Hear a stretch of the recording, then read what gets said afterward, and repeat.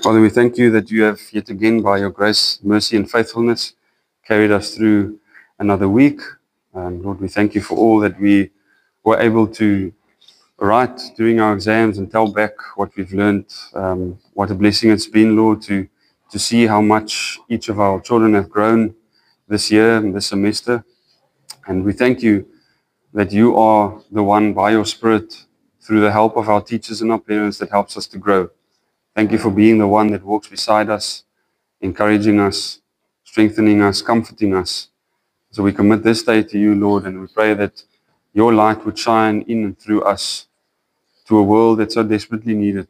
Father, we thank you that you have called us out of darkness into light and to walk in this light without arguing, grumbling, or complaining.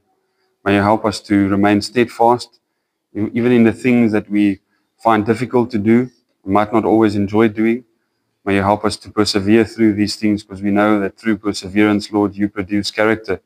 And may we be people who always honor you, always worship you, not only with our mouths and our lips, but with our deeds as well, in Jesus' name. Amen.